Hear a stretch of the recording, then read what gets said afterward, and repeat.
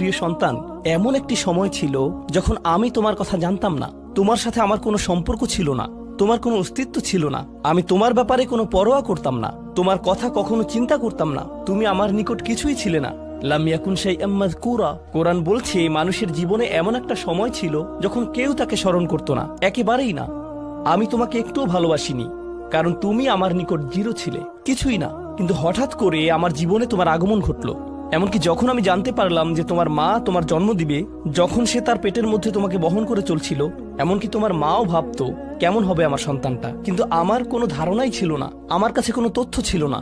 আমার একটা অংশ এই ভয়ে থাকতো যে তুমি হয়তো আমার মতো হবে, কিন্তু আমার কোনো ধারণাই ছিল না কেমন মানুষ হবে তুমি। এমনকি তুমি যখন একটু একটু করে বড় হচ্ছিলে, তুমি যখন একদম ছোট বাচ্চা ছিলে, আমি আসলে জানতাম না তুমি কে। আমি শুধু জানতাম তোমাকে খাওয়াতে হবে, আর মাঝে মাঝে তোমার থেকে দুর্গন্ধ আসতো। এছাড়া তোমার সম্পর্কে আমি তেমন কিছুই জানতাম না। এখন তুমি যেহেতু বড় হয়ে উঠছো, এখন আমরা পরস্পর কথা বলতে পারি এবং যোগাযোগ করতে পারি। তুমি স্কুলে যাচ্ছ, আমরা একই বাড়িতে বাস করি। আমি শুধু তোমাকে জানাতে চাচ্ছি, আমাদের মধ্যে এই সম্পর্কটি সবসময় বর্তমান ছিল না। আমি তোমাকে আরো জানতে চাই, এই সম্পর্কটি সবসময় বর্তমান থাকবেও না। খুবই অল্প কিছু সময়ের জন্য আমরা দুজন একত্রে থাকবো, আর অল্প কিছু দিনের মধ্যেই তুমি পুরোপুরি বড় হয়ে যাবে, তুমি যুবক হওয়ার পথে।